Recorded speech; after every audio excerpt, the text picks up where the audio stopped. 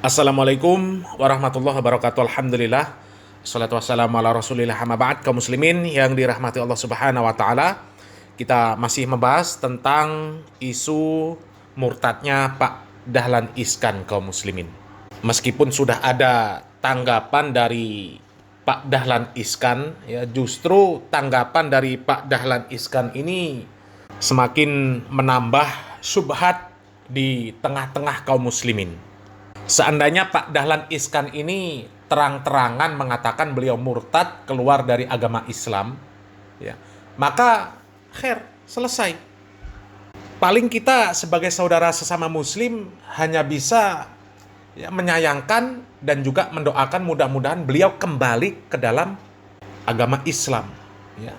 Karena jelas kita sangat menyayangkan, ya, ada saudara kita yang sesama muslim yang kita berharap masuk surga bersama-sama, ya, kemudian dia menjatuhkan dirinya ke dalam jurang kebinasaan untuk selama-lamanya, yang mustahil kita bisa berkumpul di surganya Allah Subhanahu wa taala nanti.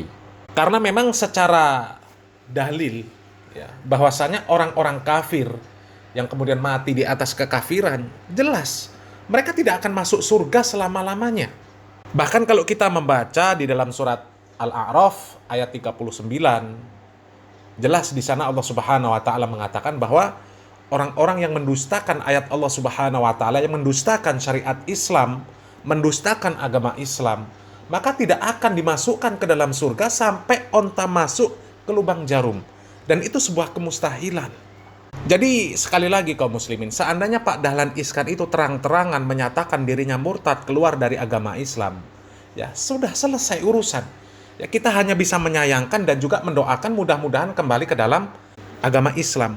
Tapi yang jadi masalah, ya, masih mengaku Islam akan tetapi membenarkan tindakan-tindakan seperti video-video yang viral tentang Pak Dahlan Iskan, di mana beliau berpidato di Komplek Al Zaitun, kemudian menyatakan menjadi aktivis dari agama Buddha Seci, di mana agama tersebut, ya, tidak boleh ada ibadah, tidak boleh ada tempat ibadah. Kemudian beliau terang-terangan mengakui menjadi bagian dari anggota aktivis tersebut, ya.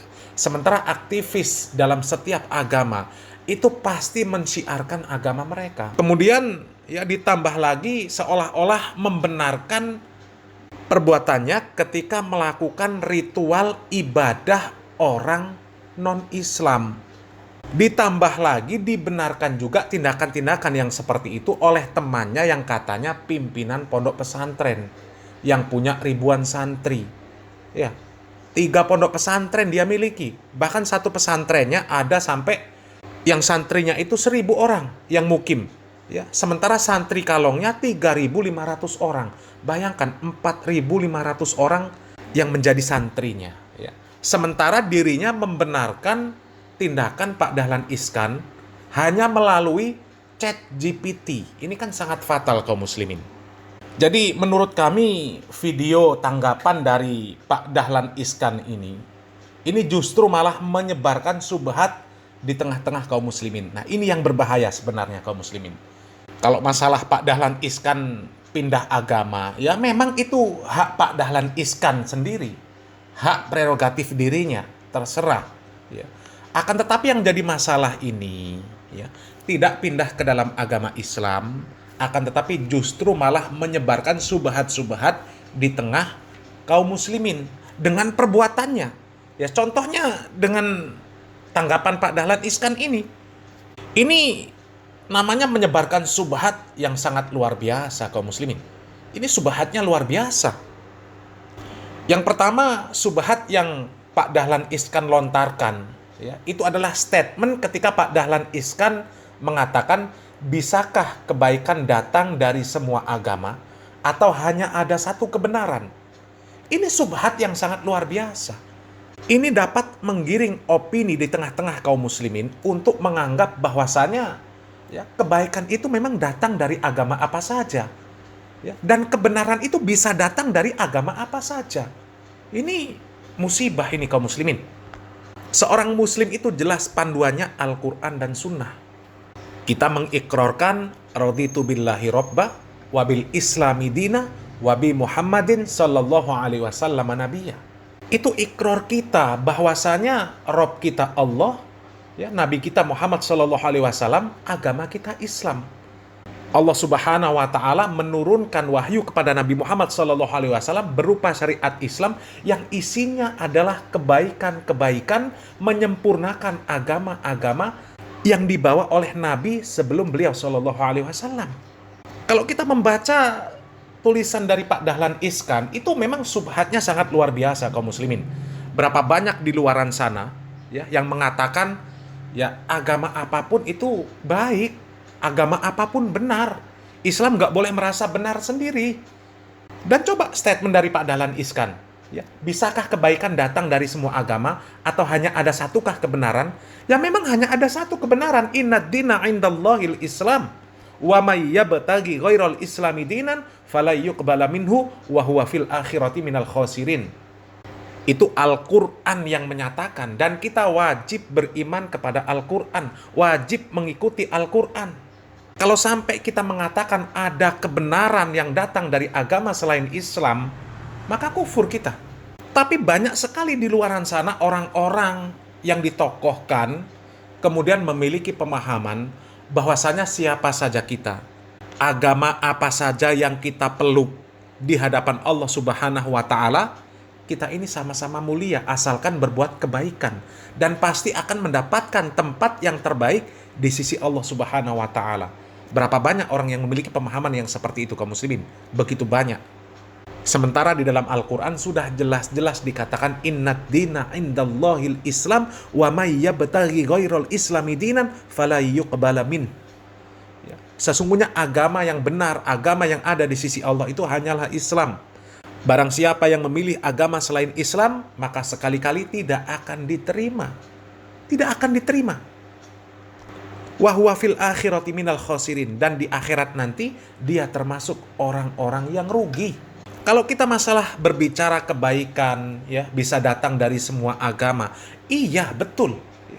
Lebih-lebih kebaikan itu, ya, dalam lingkup sosial. Ketika kita mengatakan ada kegiatan sosial yang berupa kebaikan yang dilakukan oleh orang-orang non-muslim, maka Islam itu justru mengajarkan lebih dahulu daripada orang non-muslim tersebut. Coba kaum muslimin, ya. Nabi Muhammad SAW mengatakan, "Man kana yu'minu billahi wal yaumil akhir falyakul khairan aw liyasmut." Barang siapa yang beriman kepada Allah dan hari akhir, maka hendaklah dia berbicara yang baik atau lebih baik diam. Apakah itu bukan kebaikan yang banyak kaum muslimin? Kebaikan yang banyak. Berapa banyak orang yang tergelincir karena lisannya tidak bisa berkata dengan baik. Islam mengatur supaya orang itu berbicara baik. Kalau memang benar beriman kepada Allah Subhanahu wa taala dan hari akhir, hendaklah berkata yang baik atau lebih baik diam. Kemudian, wa man kana yu'minu billahi wal yaumil akhir fala yu'dzi jarahu. Barang siapa yang beriman kepada Allah dan hari akhir, maka janganlah dia menyakiti tetangganya. Itu syariat Islam. Wa man kana yu'minu billahi wal yaumil akhir fal yukrim dhaifahu. Barang siapa yang beriman kepada Allah dan hari akhir, maka hendaklah dia memuliakan tamunya. Hadis riwayat Bukhari dan Muslim. Au kama qala. Banyak hadis-hadis yang seperti ini kaum muslimin. Jadi kalau kita berbicara masalah kebaikan, Islam itu sumbernya kebaikan. Lalu kenapa kita melontarkan perkataan-perkataan seperti yang dilontarkan oleh Pak Dahlan Iskan? Wong agama kita lebih sempurna dari agama yang lain. Ya, seharusnya setiap kebaikan yang datang, ya, kita bandingkan, ternyata Islam lebih mengajarkan seperti itu daripada agama lain. Dan memang Islam satu-satunya sumber kebenaran. Kita angkat nama agama Islam. Bukan justru kita mengangkat kegiatan-kegiatan agama lain yang berupa kebaikan. Sementara agama Islam sendiri adalah sumber kebaikan yang harus kita angkat, yang harus kita banggakan. Jadi perkataan dari Pak Dahlan Iskan, ya, tulisan dari Pak Dahlan Iskan itu subhatnya luar biasa kaum muslimin, ya. Lebih-lebih ketika, ya, ada chat GPT dari pimpinan pondok pesantren yang membahas masalah videonya Pak Dahlan Iskan ketika melakukan ritual ibadah agama lain. Ya. Pimpinan pondok pesantren bukannya memberikan nasihat kepada Pak Dahlan Iskan, akan tetapi malah justru terkesan membenarkan tindakan Pak Dahlan Iskan. Ya. Ketika dia bertanya kepada ChatGPT, ya, apakah tindakan Pak Dahlan Iskan yang melakukan hal-hal yang seperti di video tersebut, yang membawa patung ya di kelenteng, apakah itu ibadah atau bukan? Maka dijawab oleh ChatGPT, itu bukan sembahyang atau ibadah, itu hanya sebuah ritual penghormatan. Innalillahi wa inna ilaihi raji'un. Ya, yang seperti itu dibenarkan hanya sekedar penghormatan. Dan orang yang menyebut bahwasanya tindakan yang seperti itu ya penyebab kemurtadan, dianggap orang-orang seperti itu orang yang sumbu pendek. Ini kan sangat luar biasa subhatnya kaum muslimin. Padahal jelas-jelas yang seperti itu adalah ibadah mereka. Mereka melakukan penghormatan kepada dewa mereka. Ketika mereka melakukan penghormatan kepada dewa mereka, artinya mereka berharap ada manfaat yang didatangkan dari dewa mereka tersebut. Sudah jelas-jelas itu tadi adalah dewa yang katanya penjaga laut, yang dapat menyelamatkan orang-orang yang dalam mara bahaya di tengah laut.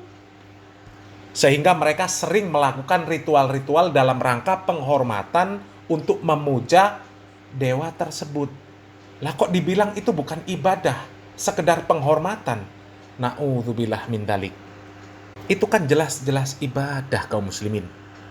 Kalau bukan ibadah, mustahil mereka mengharapkan manfaat dari pemujaan mereka, dari pemuliaan mereka, dari penghormatan mereka terhadap dewa tersebut. Sementara dalam akidah kita sebagai seorang muslim, memuliakan sesembahan selain Allah, menghormati sesembahan selain Allah, itu hukumnya haram. Memuliakan sesembahan selain Allah itu hukumnya haram, kaum muslimin. Wong kesyirikan itu adalah dosa yang paling besar yang Allah Subhanahu wa taala paling benci. Lah kok kita malah memuliakan sesuatu yang dijadikan sekutu bagi Allah Subhanahu wa taala? Ini gimana? Dosa yang paling besar di atas dosa-dosa yang besar itu adalah dosa menyekutukan Allah Subhanahu wa taala, kaum muslimin. Kebaikan sebanyak apapun ya, kemudian kalau kita berbuat syirik, menyekutukan Allah Subhanahu wa taala, maka Allah Subhanahu wa taala akan hapus kebaikan-kebaikan tersebut, kaum muslimin. Nabi Muhammad SAW saja, kaum muslimin, seorang nabi ya. Apa kata Allah Subhanahu wa taala berfirman kepada nabinya Muhammad SAW, "Walaqad uhiya ilaika wa ilal ladzina min qablika la in asyrakta la yahbatanna amaluka wa la takunanna minal khosirin." Dan sesungguhnya telah diwahyukan kepadamu wahai Muhammad dan kepada nabi-nabi sebelummu, apabila kamu berbuat syirik menyekutukan Allah Subhanahu wa taala, niscaya akan terhapuslah amalanmu dan tentu kamu termasuk orang-orang yang merugi. Kemudian di ayat lain Allah Subhanahu wa taala mengatakan, "Innallaha la yaghfiru ayyushraka bih wa yaghfiru ma duna dzalika liman yasha."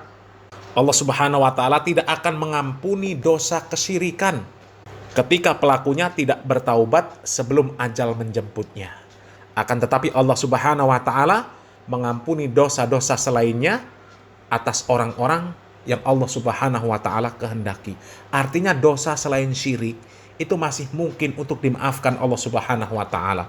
Meskipun kita mati di atas dosa tersebut, akan tetapi dosa kesyirikan itu tidak akan dimaafkan Allah Subhanahu wa taala selama-lamanya.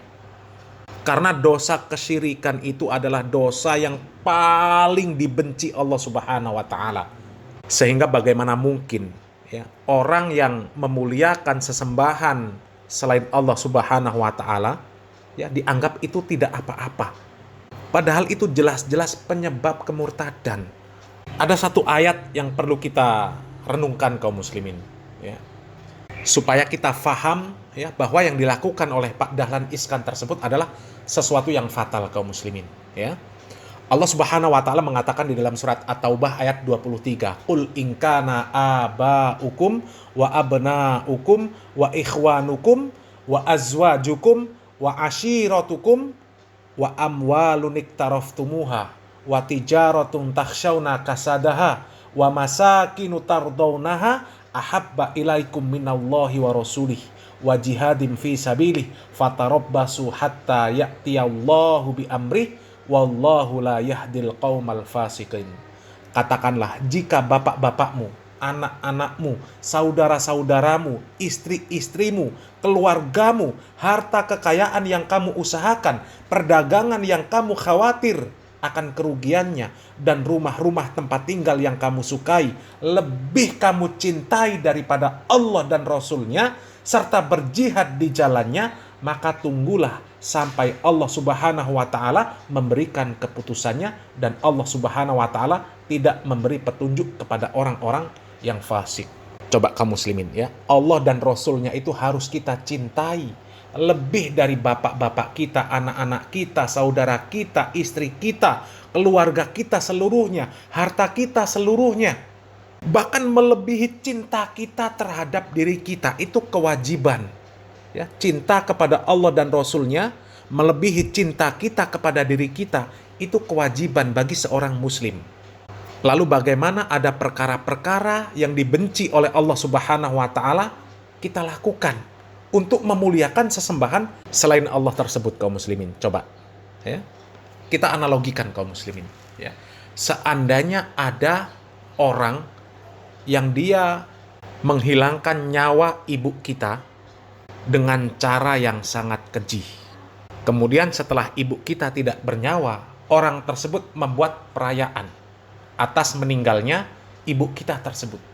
Mungkinkah kita membantu dalam rangka pelaksanaan perayaan tersebut?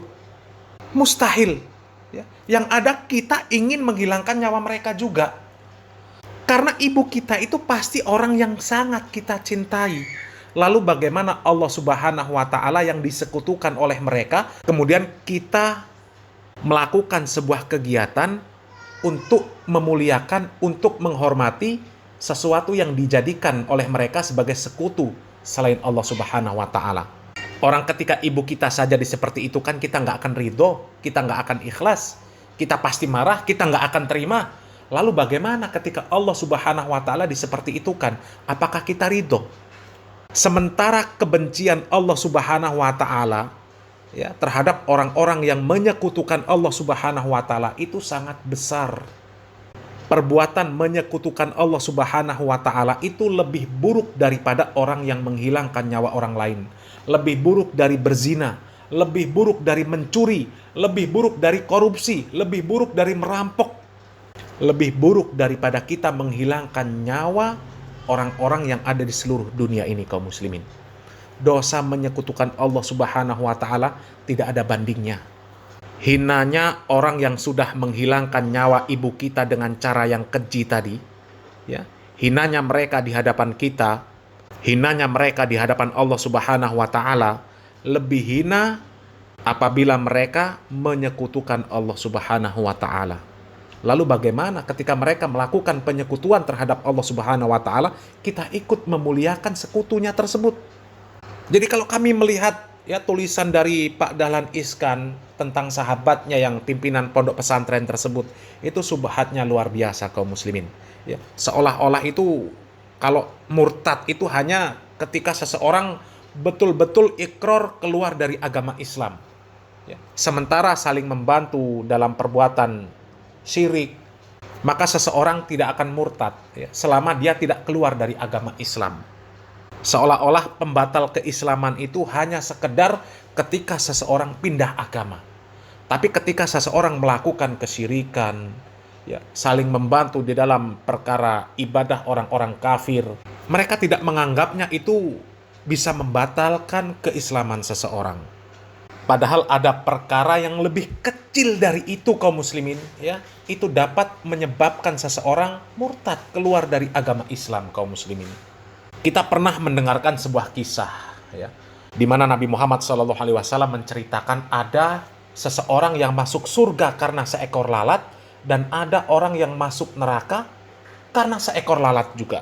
Nabi Muhammad SAW bercerita bahwa ada dua orang yang melakukan sebuah perjalanan yang akan melintas di sebuah wilayah, ya, di mana di perbatasan wilayah tersebut ada penjaga, kemudian ada satu berhalanya. Ya. Setiap orang yang melintas di perbatasan tersebut harus memberikan persembahan untuk berhala tersebut, ya, baru bisa lewat. Kalau tidak memberikan persembahan, maka dia akan dipenggal. Maka dua orang tersebut berjalan ke arah perbatasan tersebut. Sampai di perbatasan, ya, salah satu di antara kedua orang tersebut, ya, diperintahkan untuk memberikan persembahan untuk berhala. Kemudian orang tersebut, ya, salah satunya mengatakan, saya tidak mempunyai apapun yang akan saya jadikan persembahan. Ya, maka mereka berkata lagi, persembahkan untuk berhala ini meskipun seekor lalat. Maka orang tersebut kemudian mempersembahkan seekor lalat untuk berhala tersebut. Maka mereka kemudian membiarkan orang tersebut yang sudah memberikan persembahan seekor lalat tersebut untuk meneruskan perjalanan. Ya. Dan kemudian Nabi Muhammad SAW mengatakan bahwa orang tersebut masuk ke dalam neraka. Nah, kemudian satunya lagi, ketika orang tersebut mau melintas ke perbatasan tersebut, ya, diperintahkan oleh penjaganya untuk memberikan persembahan untuk berhala tersebut. Ya, kemudian orang tersebut mengatakan, saya tidak memiliki persembahan apapun untuk berhala tersebut. Ya, maka kemudian orang tersebut diperintahkan untuk mempersembahkan satu ekor lalat, seperti orang yang sudah berlalu tadi, ya, supaya dia dapat meneruskan perjalanan.